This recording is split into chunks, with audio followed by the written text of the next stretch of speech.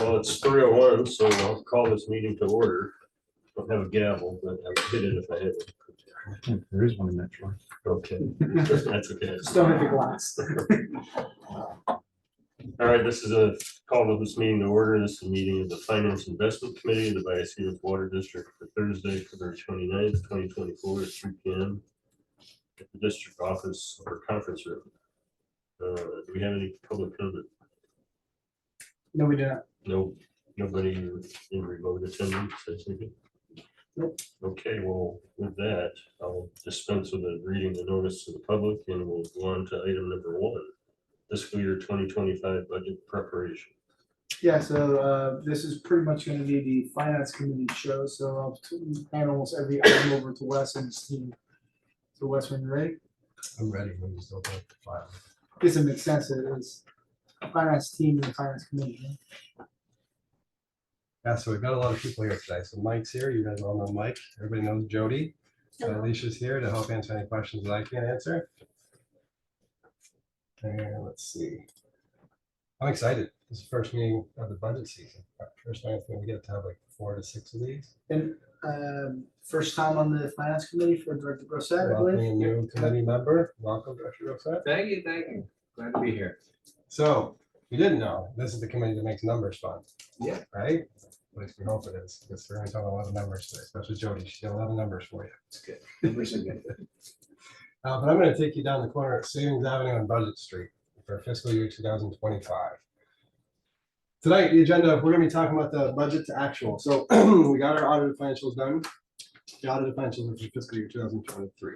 So we have the actual numbers for fiscal year 2023. So we're going to be working later on the fiscal year 2025 budget, and we'll be talking about the fiscal year 2024 projections. Tonight is about fiscal year 2023's budget versus actual numbers, okay? So just so those 3 years don't get confused. And we got a little bonus. We usually would do 5 years of historical. We're going to do 6 because we're crazy like that. All right, and then we're going to actually clarify on the budget to actual. I'm going to do the water portion of it, and I'll pass on to Jody, and she'll do the sewer portion of it. And then she will actually go through the budget calendar. The budget calendar is a preliminary budget calendar. Right now, we've got some tentative dates in there for your schedule for upcoming meetings. So we'll be discussing with you what works for your schedule to see if we can get some of those put in, or just work on booking them for future dates. And one of the important things about that is we need to know right away, because we're also scheduling for future agenda, budget finance committee meetings, other departments, for example, Ed be coming to probably at least 2 of them to talk about operating budget and be able to talk about operating expenses and changes. And of course, Jason, when it comes to capital budget, will be going over those. So we want to schedule those out with those groups, so this way they can have their items prepared in time. So when you see the calendar, please let us know. Let's let Anthony know right away if there's any conflicts. After that, Mike will be presenting on the other post-employment benefits. Is an interesting topic we actually bring with an update every year. And we'll give you a little bit of history because I don't know how familiar you are with the Director Grosset, but Mike's got a lot of information for us on that. And then finally, we're going to talk about the customer billing, the alternatives, and some of the research that staff has done at the request of the board. So jumping right into it, budget versus actual for the last 6 years. The red line represents our budgeted amounts and the green line represents the actual results for the fiscal years. You can see the last 6 years, and I'm just going to point out that in 2022, we were under budget by 5.77%. It's important to note that these results show just the operating expenses, but they are inclusive of labor. So labor is one of those things that is probably our second biggest expense in the district. So it's difficult to kind of budget for turnover, retirements, things like that. So even with that, we're still within 5% of budget. Okay, so in my mind, it's pretty impressive, but I'm impressed with a lot of stuff. Is labor typically the reason for variances? You'll hear, and Jody, I'm going to go into all the details for variances, so you will hear that quite a bit. So 2023, the actuals came in at 4.98% below budget, which is $663,000 of about $13 million budget. So looking at the details of the $663,000, here are the last 2 years budget versus actual. And we can see on the bottom is the 4.98% of the 663,000. It's important to note this is exclusive of water purchases. So water purchases we can't control, right? The water authority sends us a bill, we have to pay it, so we can't control that variance.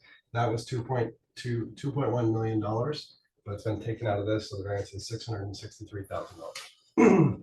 So what makes up the $663,000? I'm having a hard time saying 660. So, well, pumping is over budget by 249,000, and it's the only, well, it's the biggest over budget thing.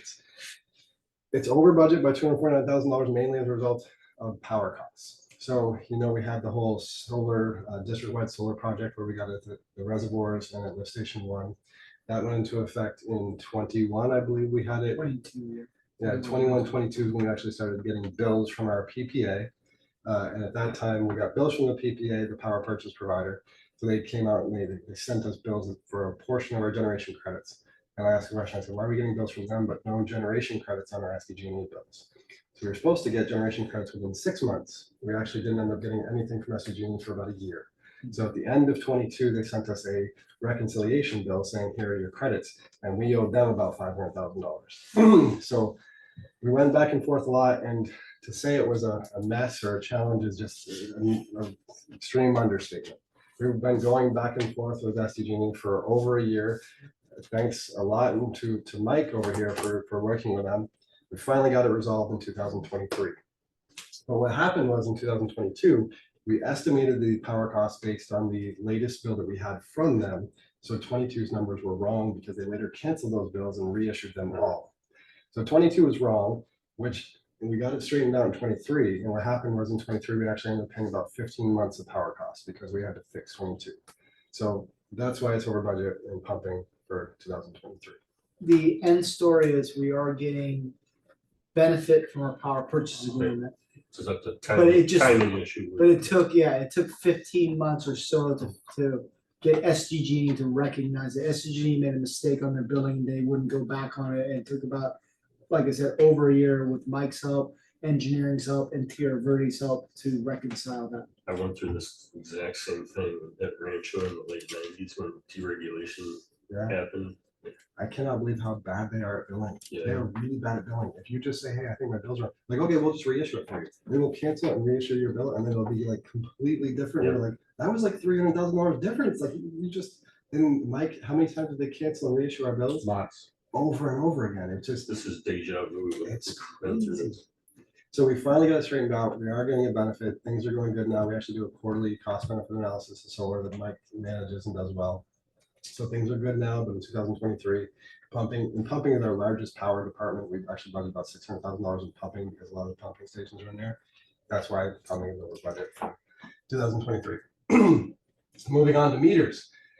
Meters was under budget by $269,000. Meters has a couple of challenges or issues that they faced in 2023. One of the staff members in Meters has actually been gone for about 8 months of the year. We've been trying to fill that void with some temp services, and typically we do it with help from other departments if we need to do maintenance and stuff. So we're down a staff member. And the other part of it is that we've been having a very difficult time procuring meters. There's a 6 month, year and a half lag sometimes on getting our meter orders in. So we budget for a certain number of meters, we don't get them in. We tried to do a proactive meter replacement plan that we've deferred in 23 to 20 or 22 to 23, and now we actually deferred already to 24. So that's why meters is under budget. Where do the meters come from? Census. Yeah, where's the? I'm not sure if they're getting it from China or if Yeah, that's what I was wondering. every time we ask for it, oh, we can get you those in 18 months. And But we're like, The moral story is there's two things. Is we're way behind the order, so we see a relative savings, but we also have to catch up. So we're going to be budgeting higher amounts at some point. But on the flip side, we don't have the personnel. If we got all the meters that we want to catch up, we don't have the personnel to do all the work. So it will be a slow increase, but the bill is going to come due, so to speak. So is the person that was out, are they back? no, No, they they're have actually, yeah, they're actually still gone. We've got a temp that's in now. We've had to cut them back to 14 hours a week. We are looking to fill that position probably in July. Yeah, there's a new actually regulation on backflow requirement that's hitting all the agencies. So we're proposing a reclass of that position to include backflow and cross connection certification, which is a higher level. So that'll be presented to Finance Committee. So the next thing I have is the customer service, and we won't point our fingers at Alicia, but they're out under budget by $194,000. Customer service is under budget. This, I hate to say the C word, but still is actually the effect of the recovery from COVID. You may know that during COVID, we used initiative or a report from Raftellus, called guidance from Raftellus, that they said, in helping the budget during COVID, you actually want to budget about 10 times your bad debt expense. Because people won't be able to pay their bills, there'll be a lot more delinquency charges, so you should budget 10 times. And then from there, ramp it down. So go 10 times, and then go 75%, 50%, 25%. And I believe 23, I think, is the last year of the ramp down of that. So we budgeted $119,000 for bad debt expense, and we had zero. So we've had no bad debt expense this year. A lot of that has to do with the arrearages programs. So we're getting that money in, so people's bills are being paid off. So we're not writing off accounts. So people still aren't paying their bills, that we're getting state money to help out, federal money to help out, yeah. So we've had three. So this is actually a good mis-budgeting experience. Well, we budget conservatively, and a lot of times if we go on the budget, that's the reason why. Because we have to say, well, we have to be prepared just in case. So we budget for that bad debt expense. If we don't get it, it ends up being kind of a good thing. Moving on to safety and regulatory affairs. Safety actually is down a staff member as well. So their senior safety the supervisor has been out for the majority of 2023.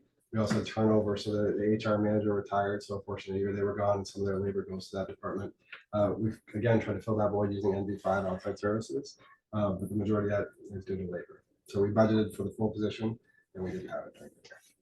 And the board just took action last meeting to hire that person at step D, so we're getting a new person. Next is information technology. IT is under budget by $147,000. The majority of that, actually, they had some labor issues as well. I'm saying labor almost every time. The business systems analyst retired this year. He was out a portion of the year while filling that position, and we actually hired someone in a lower step. So there were cost savings there for labor, and that's a big portion of it. We also had about $80,000 in outside services. There was a Microsoft contract for SCADA that was deferred. And we had another one for Harris and Gems, or Maximum Gem support, that was deferred as well for $30,000.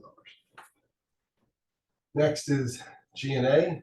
G&A is under budget. This one is really easy, hopefully. It's really just due to the overhead. We had a lot more time charged to projects this year. Engineers really spending a lot more of their time working on projects and trying to get the CIP done. Good. They're charging more time to projects, which is resulting in more overhead. It was over budget by $383,000. So the overhead was higher by $383,000. So that is the excuse me, the water portion of the budget to actual. And now I'm going to turn it over to Jody, and I'll drive if you want, unless you want the mouse. I think we're good. Okay, so the sewer departments were at the end of the year 9.7% under budget, or $776,000. The $776,000 is primarily within the departments highlighted in yellow. Collections and conveyance, they were $114,000 on the budget. That is primarily due to this department switching chemical providers and chemical types. So the new chemical is cheaper and it works better. So not as much chemicals are needed in order to control odor. This has also allowed the district to stop using the Poinsettia chemical injection station. The next department is for accounts, similar to water. It's under budget by $108,000, primarily due to bad debt expense being less than expected. And a decrease in the amount spent on materials and supplies, primarily for door hangers. So basically, customers are paying their bills. So the door hangers are 48-hour notices. So 2 days before you launch, we send a FedEx notice that we put on your door that says you're locked in 2 days. We pay InfoSend for that, and then we charge the reimbursed by the customer. It's similar to what you were asking about. Yeah, that one email I got from a customer. Yeah. And then the next department, safety and compliance, similar to water, is under budget by $91,000. This is due to the budget position that has been vacant almost the entire fiscal year. And then IT, it's under budget by $111,000, similar to water, due to a decrease in the amount spent on outside services for the Microsoft agreement that was not procured, lower than anticipated printing services volume, and a reduced Harris and maximum software support. So you're hearing Jody say a lot of the same things because water's, some of the expenses are split between water and sewer. So IT is one of those things that's usually split 51-49. But what's the position that wasn't filled?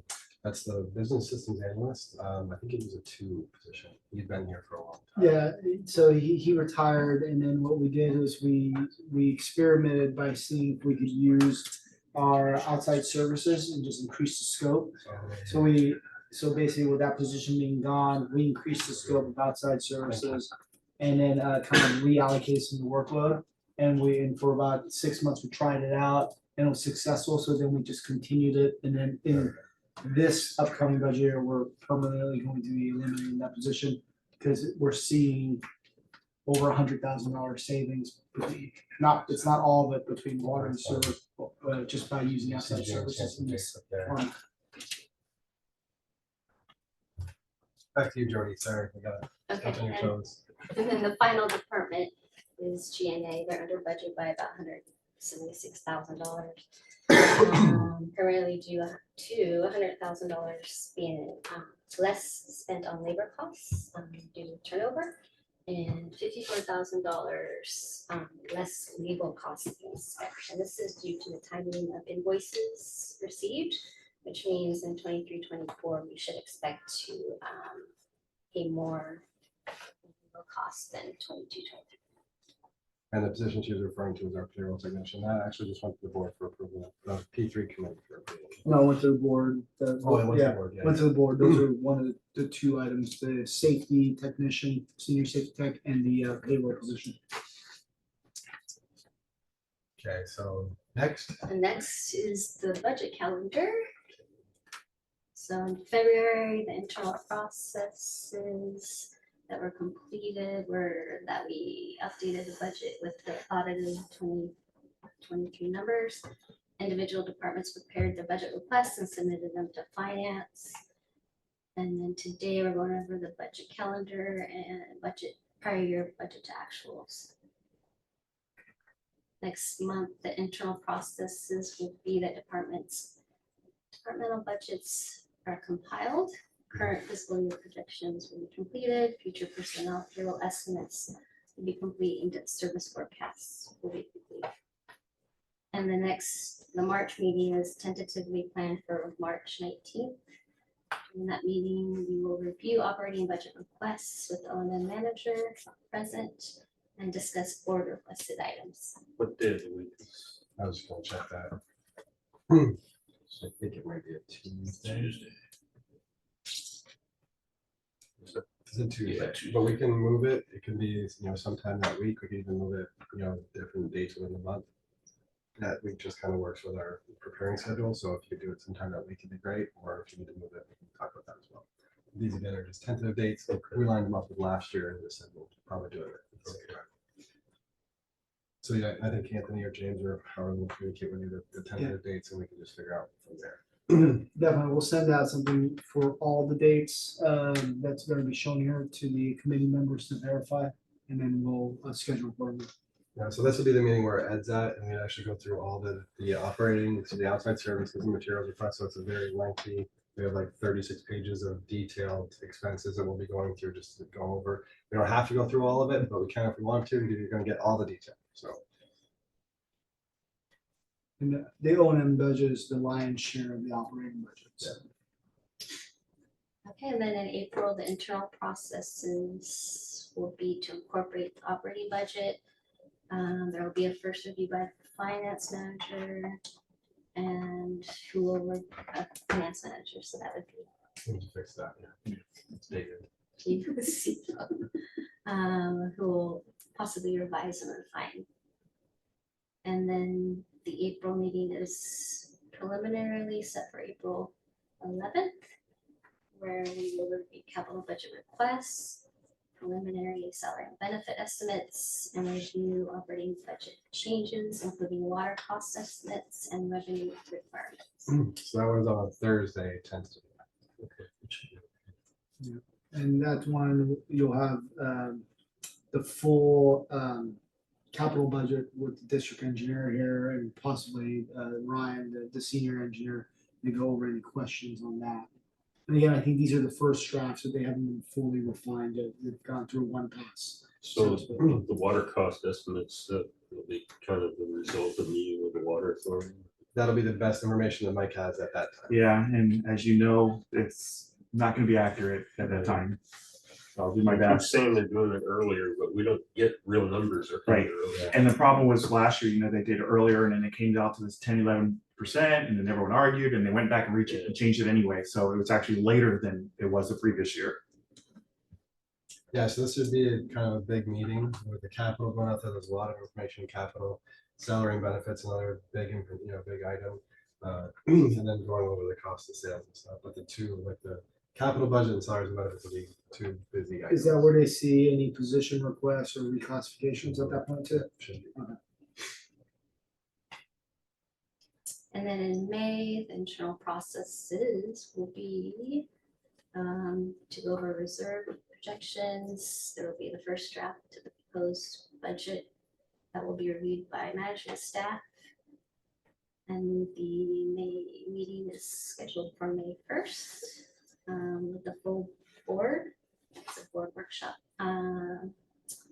Draft budget update will be provided, and there will be a discussion of board requested items. So this is where we get kind of the punchline, right? So the internal process with putting the reserve projections tell us, where we're at with our floor and our ceiling and our reserves. How's our budget looking? Is it going to work for us for the 5 and 10 year projections? So this is a really important process here. And last year it seemed to work out well, having the board involved in 2 full meetings prior to adoption. So that's what we did last year, and this year wasn't the same. But these currently they're scheduled for the board meetings. I don't know if the directors would like to have that be a full meeting, especially the first one just dedicated to the budget itself, or if you want to keep it in the board meeting. Right now, like I said, I've got them during the board meeting, so we can keep them there or change them depending on what you'd like to do. Just something to think I about. think it'd be more dependent on the overall agenda. If it gets a lot of other items, we'll consider having a separate meeting. And we've done it both ways. So if we have a fairly full board agenda, then we just call a special meeting for the workshop. And as the committee members know, the special meetings don't require as much notice. So we get that going as long as we have at least a couple of days, but 24 hours of notice or so. But and then really still the goal is still to try and get it to the board to see it twice. Get any questions, and then obviously next line is gonna be Just, adoption. Aqua conference the week after. Oh, I'm not sure. Do you know that? It doesn't Something interfere like with board meeting, but Yeah. maybe you're right. So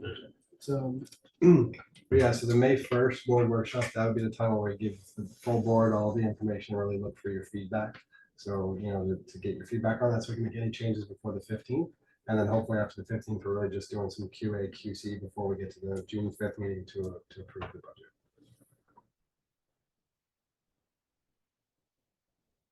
And then in June,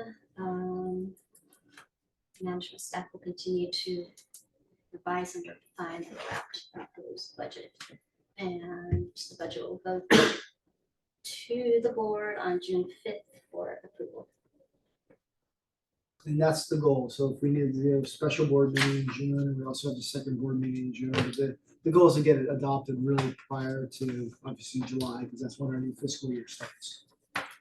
Are you gonna look at our approved 218 rate increases versus any shortfall or need that we would? Yeah, and we should have an idea here about what our rate increases that will be proposed for January should be. Assuming we have good information from the water authority and all that stuff, but it's usually based on the budget. So once we approve it here, we'll have an idea what we're gonna be talking about coming up for January. And it shouldn't be a surprise that it's probably gonna be this maximum 6.5% because we're already behind Oh, yeah. where we are, I'd so. be surprised if they're gonna be under 10%. Yeah, I can already tell you what the rates are gonna be, whatever the maximum is that we're allowed to. Our Oh, rates, yeah, not the for us, Yeah, rates. our rates, for us, our yeah. rates. Definitely. And then And, we'll be talking based on reserve projections about whether or not next year will be a new Prop 218. Yeah, so that's exactly it. So based on, not in June, but sometime in the summertime, with the water authority schedule, we'll have a better idea, start getting those preliminary numbers from the water authority that when they close out their fiscal year. So probably by October at least, maybe September. And then from there, we have a bit more assurance, we would start having that discussion if a new 283 process makes sense. Okay. Okay, so that's it for the budget preparation, budget calendar. We're now moving on to the other post-employment benefits, unless you have any questions. Any questions from our committee? Well, I would just say good job. Thank you. Great presentation.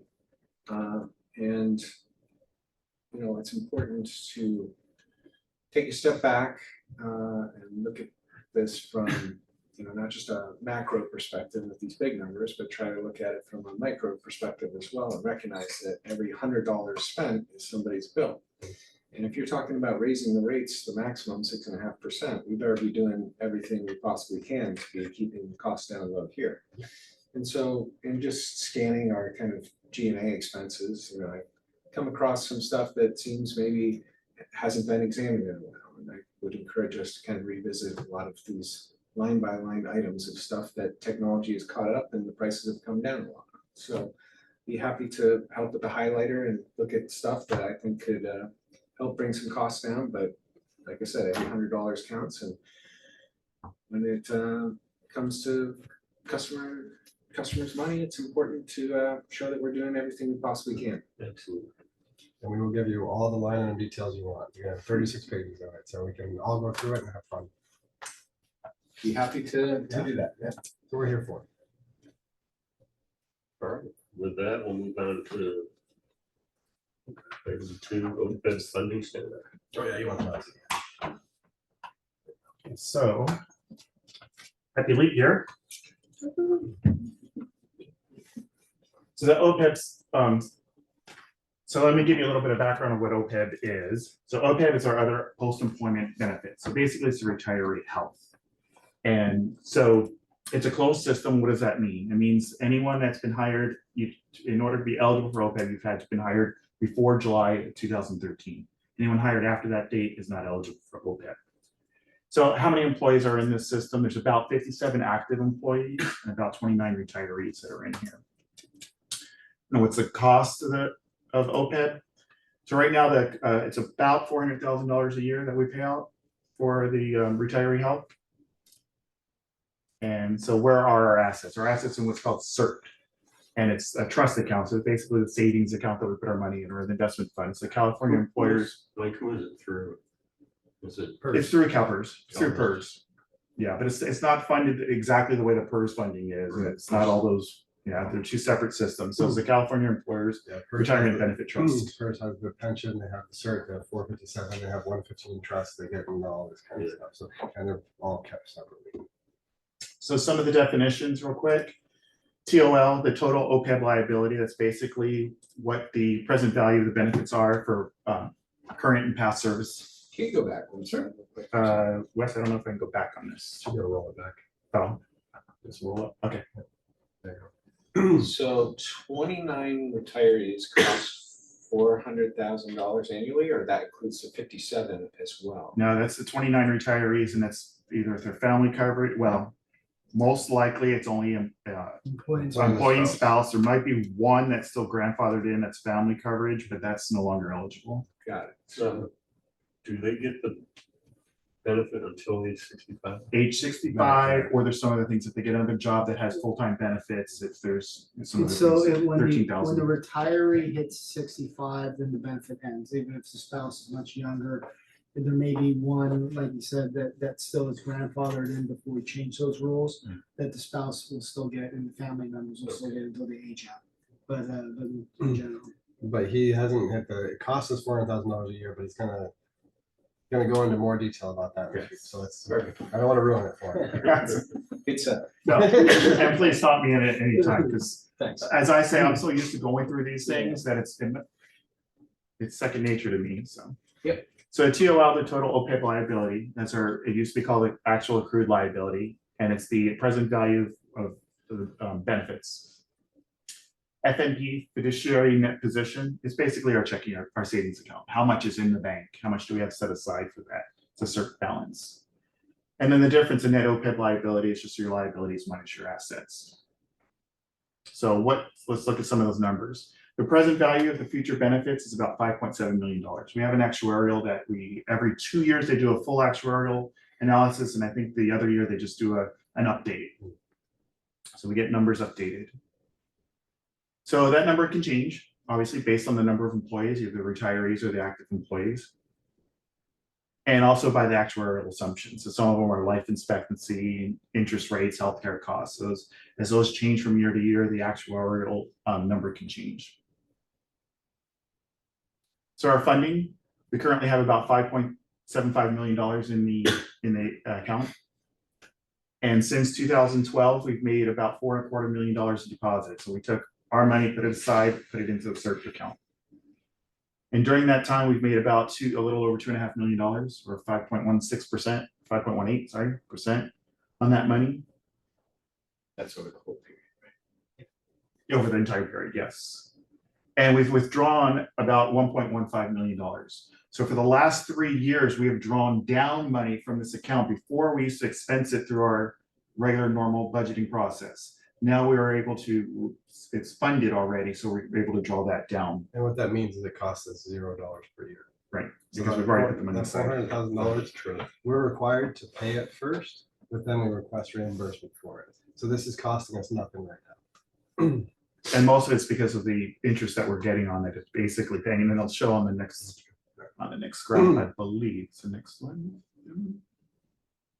Okay.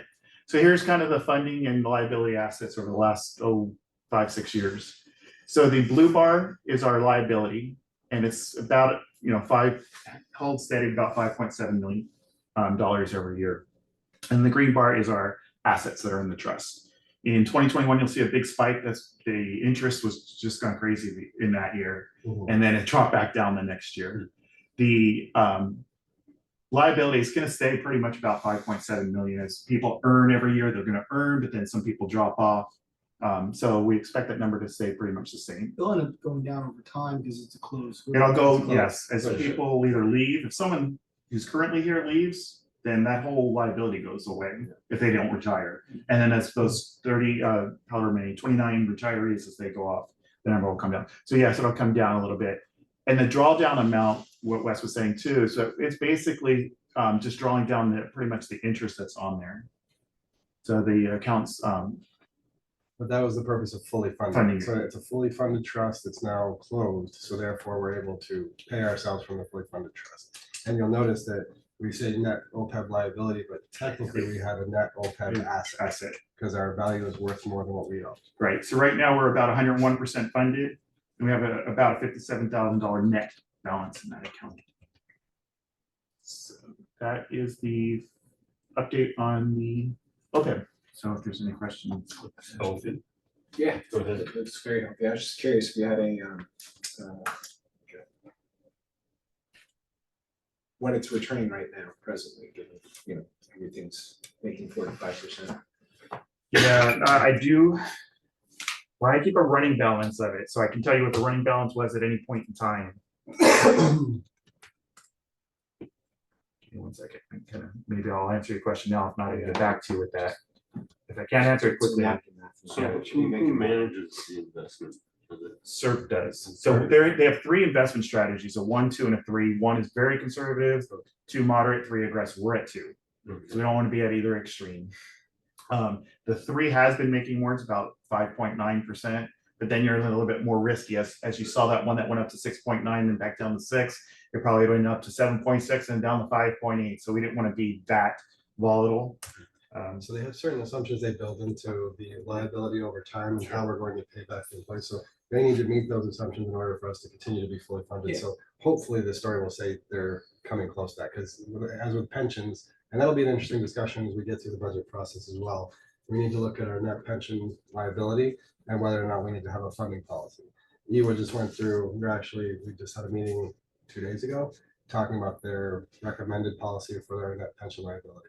And I actually really like their policy. I think it's well written and very reasonable, and something we probably will modify the copy and bring forward.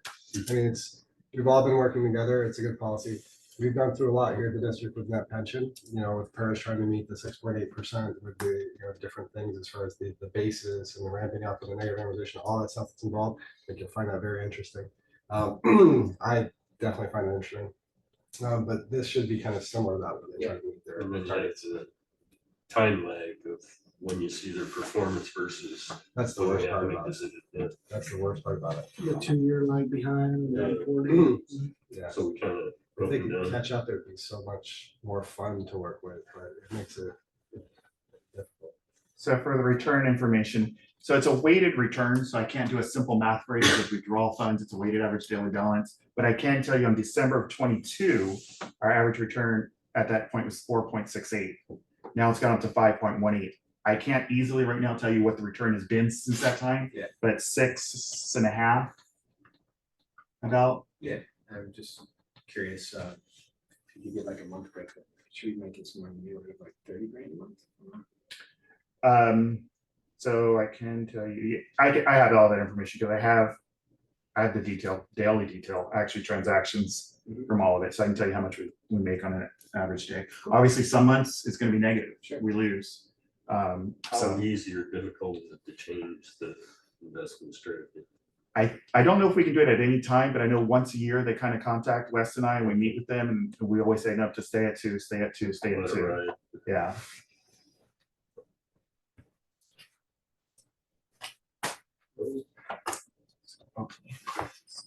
All right. Was there any other questions then? Okay, item 3, consider options for reducing customer bills through A, opt-in for auto billing, and B, bring bill printing / mailing in-house. Yeah, so this item was originally kind of brought forward by Director Grosset in the P3, and then we briefly talked about it and said we'd come back to it at the Finance Committee, so here we are. So yeah, this is the customer billing alternatives and research that we've actually done. It's important to note that this was a group effort. I think I've already said that, but Mike, Alicia, Matthias, our chief IT officer, and myself actually put quite a bit of time into putting these numbers together so we could do a very thorough analysis for you, and hopefully it'll answer all your questions. Appreciate it. So looking at this, the first thing we wanted to look at was outsourcing versus in-house the bill printing and mailing. So currently we're outsourcing it to InfoSend. Just to note, we actually did reach out to several other agencies and all of them use InfoSend. InfoSend is just a big provider. They get bulk discounts. It saves most people money. So Rainbow, VID, City of Oceanside. I actually meant to ask Jody, what does the City of Escondido use for their billing? Do you know? Put her on the spot. Don't. Oh, Alicia was there too. Yeah. Someone's in that department. Oh, wow. It could have changed. Just because everyone's using it doesn't necessarily mean that No, there's it's a just, solution. it was just to reach out and find out what other people were doing. So Appreciate nobody that we reached out to said they were doing it in-house. That was the important part. Alicia actually sent out an email to all the counterparts and said, is anybody doing it in-house? She only got one response and they said no. So that's So 100% of the people we surveyed.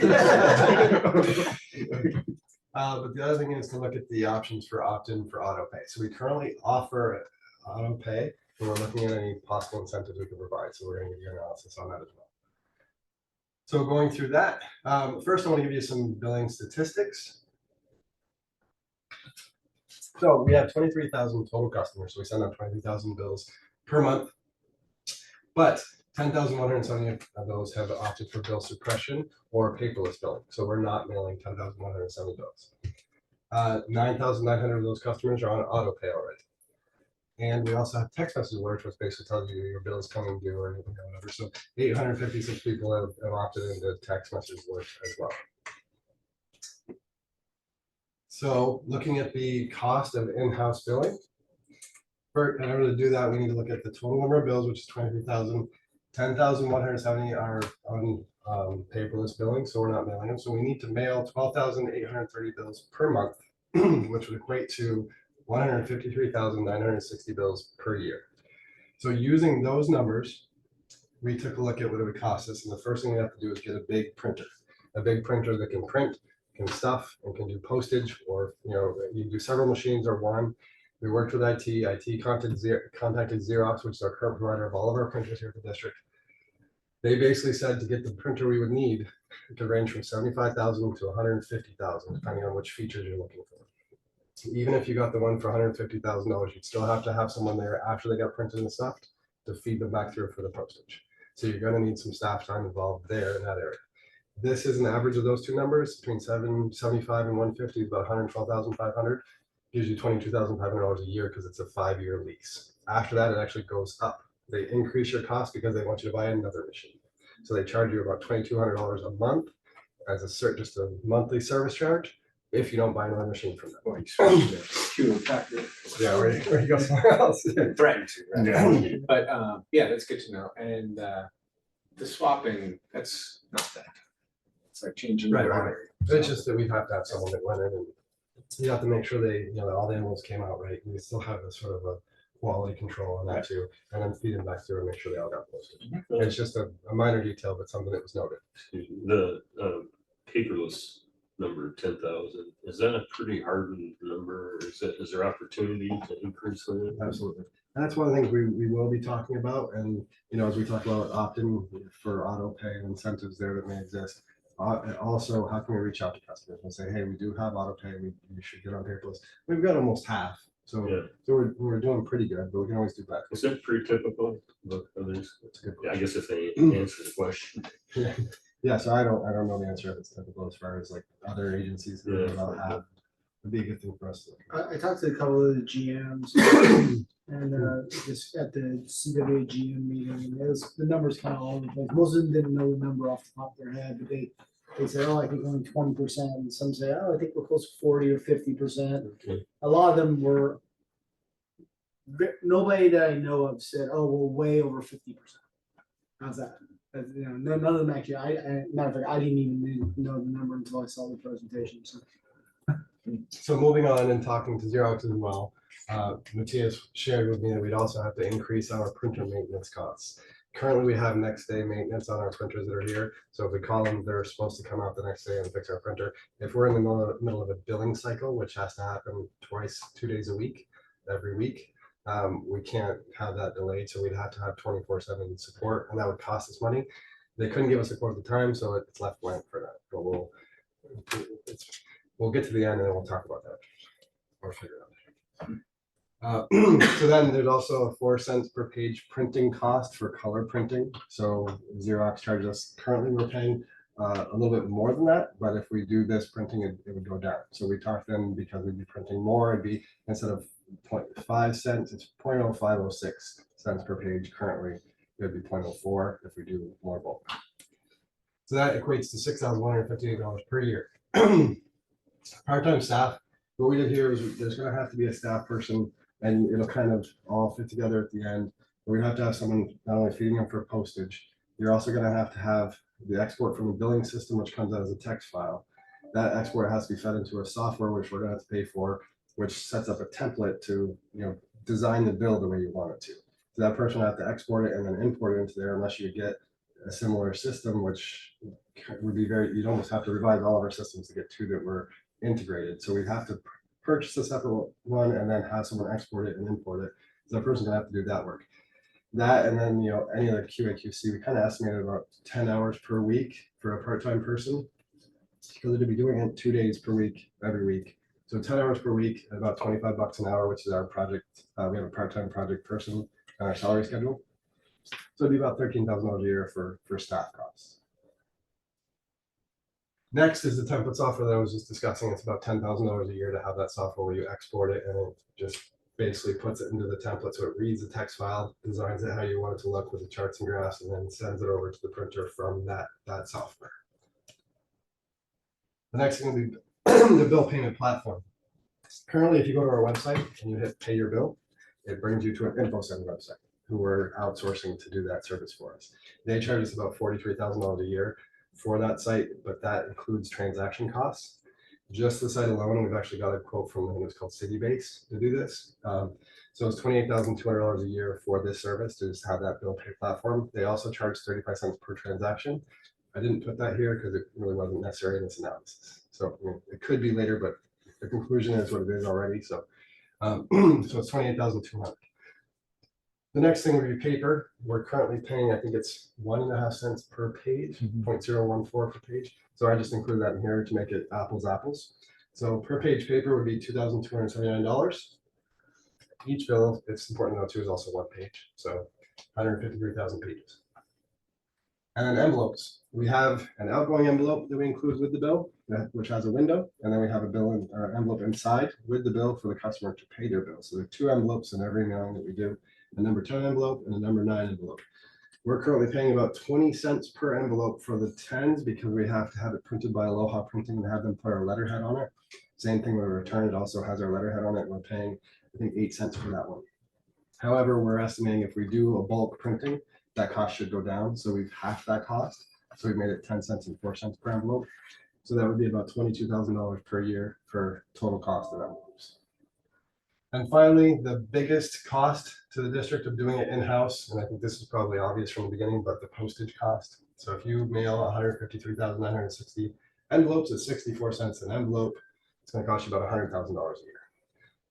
So that's all of the costs involved in in-house billing, with the exception of printer maintenance and possible transaction fees on the bill payment site. So the total cost is estimated at $202,226 per year. So that's the in-house billing analysis. Now we want to compare it to the outsourcing. So in-house. Yeah. What's that? So you want to compare it to in-house now? No, that was in-house. We're going to compare it to outsourcing. Oh, okay, sorry. So in-house is $202,226. Also, I think important to note is that that's $8.79 per customer per year. So it's only costing, right? I live in the district. It would only cost me $9 if we did this method per year. But it costs almost double that for the customers that don't, because almost half our customers are opted out of Right, that. this is an average cost. Yeah, per no, I customer. understand. But what I'm saying is the customers that are receiving bills are actually costing the district $16 a bill or No. No, it would cost if everybody was getting print, this would go up. So if everybody actually opted Okay. out of paperless, No, this would go up. But This it is a won't- per then. Yeah, so, and remember, these are apples to apples, so we're doing in-house and outsourcing on the same number of bills. If you change that number of bills, it's gonna go up for both, right? So either way, you're kind of looking at it. So then outsourcing, we're currently paying, at least in fiscal year 2023, $120,000 a year to InfoSend for our printing and mailing services. That cost, and Mike mentioned at the P3 meeting, instead of somewhere around $6 per person per year, it's $5.13 per customer per year. So that's our total cost That's for a a per year customer cost? for printing and mailing. Does that include the 42,000 website? Yes, it does. So that's our total cost as of last year. So now, 42 cents and change per month. I haven't done that yet. Yes, I trust you. I just divide by 3. So $5 per year. So the other part of this, and the reason why we did this analysis first is to kind of look at, okay, if you opt in for auto pay, what kind of incentives can we give you? And we are not for profit, so any penny we spend somewhere has to come from somewhere else, and that somewhere is almost always the ratepayers unless it's new development, right? So if we offer incentives, the most we could give any of our customers using this analysis would be somewhere around $5 a year. So if you opt in for auto pay, we could say we could potentially give you $5 a year. More than that, we're gonna have to charge other customers to incentivize you to be on auto pay. And that may become a Prop 218 issue. I'm not sure. We haven't looked at that, but just. So, but other things that we we did want to note, we do have current incentives for being on, I think it's paperless bill, correct me, Alicia? Is it paperless billing? So if you go paperless, when you sign up, we do offer you one incentive of $10. So if you say, I want to sign up, it's a very difficult process, actually. I'm hoping we can find a way to make it easier. But if you say I want to be paperless, you have to call into the district, say I've now signed up for paperless, and then we credit your account $10. So rather than just us getting some sort of notification that you went paperless on the I website. was clueless that there was a paperless on. Yeah, so I actually just got on that. I told you about a long time ago. I've been in auto pay for a while, but I didn't have I didn't paperless give bills. you credit. I didn't get my $10. You have to call in. I didn't get I my draw the $10. line. I took the box for you. Darn it, I lost $10. You waived it. So that really concludes our presentation on the in-house versus outsourcing. So I think overall- was this a request from P3? And it was a very good exercise. And I really Yeah. think this is something we should do probably periodically. I Great mean, question. looking at, vendors, what we're paying and just making sure that we're not overpaying for them. So we all thoroughly enjoyed the exercise. I want to speak for everybody, but it was a good exercise and it is something we should do periodically. So I'm glad that we did it. It just looks like at the end of the day that our best, it's best for us to be outsourcing currently. We're good. Well, with that, I'll thank you all for putting this together. Really appreciate it. And it's clear that, outsource is the win. I'm still open to a concept of returning some money or making it easier for signing up for auto pay. I think it's a win across the board, and certainly for the president's mandate for eliminating climate, issues and sending out more paper than we need to, which not only is the paper itself, but the effective delivery and stuff like that. But with that, I will say it would be great if we could come up with a solution for that. And I think it would be a good goodwill towards our customers as well. So something we A could little look- bit.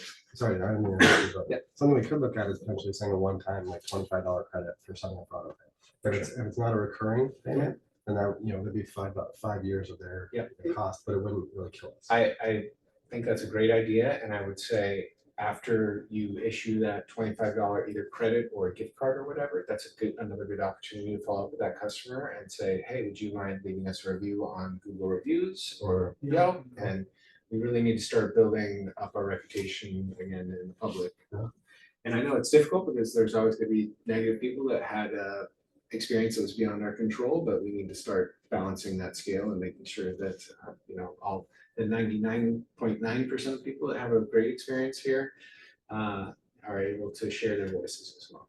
The other opportunity that the board could take a look at is possibly using some of our unrestricted funds. We don't have much left, because the majority of it is used to offset rate hikes from the water authority, but there's still a little bit left. And again, if it's a one-time, non-recurring, it's done in a conservative way where we don't, if we get, the assumption, if 100% of our customers come in, which won't happen, but that we're still well within our unrestricted funds number. So this way it doesn't violate a 218 process. Yep.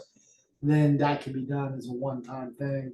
The big incentive is if we get most people onto auto pay and paperless billing, then there's, even though it's not a huge savings, but there's still a little savings for the district, and also hopefully will help reduce the amount of bad debt or late payments.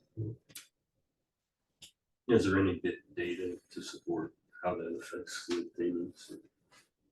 I don't think we have any data to support that. Yeah. Just somebody's study. Just we make for assumptions, I guess, if you're on auto pay, unless your checking account is empty, because we only do it for ACH, so it'd basically be, if you don't have money in your checking account. for Yeah, $1. still counts. Do we get a lot of ACH? We don't get a lot of rejections through ACH. Not that many. Yeah, these two actually see That's those a big daily. return. Not too bad. Usually, somebody used the wrong checkbook. Closed account. Okay. Matter of most of our late, not all, but the high number of our non-payers or frequent flyers is my understanding. Yeah. It's the same customers all the time. And I would bet that they pay their cable bill before their water They bill. pay their cell phone bill because they call us on it Yeah. to complain. All right. So that's very all we good. have today, so the next Great part is just information. Thank you, everybody. budget party page, see you next time. All right, with that, no other items, we'll adjourn this meeting.